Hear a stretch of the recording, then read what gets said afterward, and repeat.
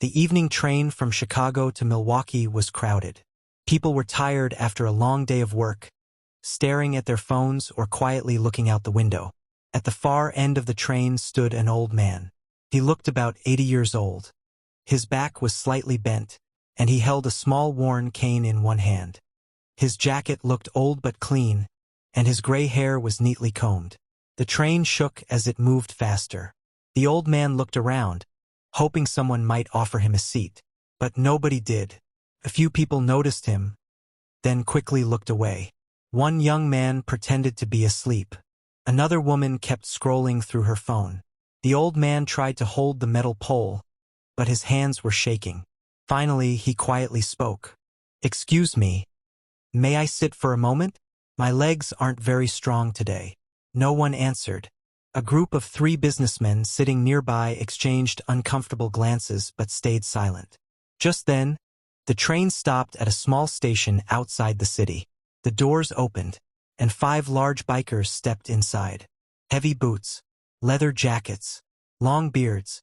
On the back of their jackets was the patch of the Hells Angels Motorcycle Club. The entire train suddenly went quiet. Some passengers looked nervous. A mother pulled her child closer. The bikers slowly walked down the aisle looking for space. Then one of them noticed the old man struggling to stand. The biker was tall, with a thick gray beard and rough hands. His name patch read Mike. Mike stopped walking. He watched the old man for a moment as the train suddenly jerked forward again. The old man almost lost his balance. Before anyone else could react, Mike stepped forward and gently grabbed his arm. "Easy there, sir," Mike said in a calm voice. The entire train watched. Mike looked around the crowded seats. Then he turned to the 3 businessmen sitting comfortably. "Gentlemen," he said politely, "this man shouldn't be standing." The businessmen looked embarrassed. But before they could say anything, another biker named Carlos stood up from his seat and motioned to the old man. "Sir, please take my seat." The old man hesitated. "Oh no, son. You've worked hard too." "I'm okay." Carlos smiled warmly. "My mother would haunt me if I let you stand." Some passengers quietly laughed.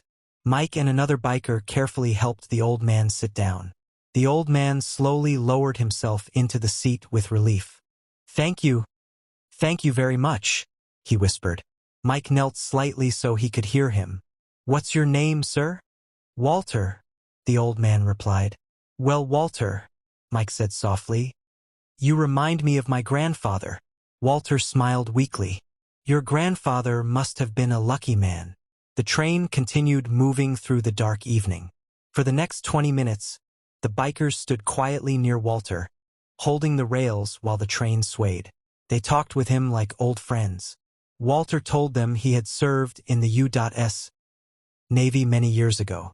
He was traveling to visit his daughter after a hospital checkup. When the train finally reached Milwaukee, the doors opened again. Mike gently helped Walter stand. "Do you need help getting outside?" he asked. Walter nodded slowly. The 5 bikers walked with him off the train. Absentees inside the train watched in silence. A young woman whispered to her friend, "I thought they were dangerous." Her friend shook her head. "Looks like they're just human." Outside the station, Mike waited until Walter's daughter arrived in a small blue car. She rushed out and hugged her father tightly.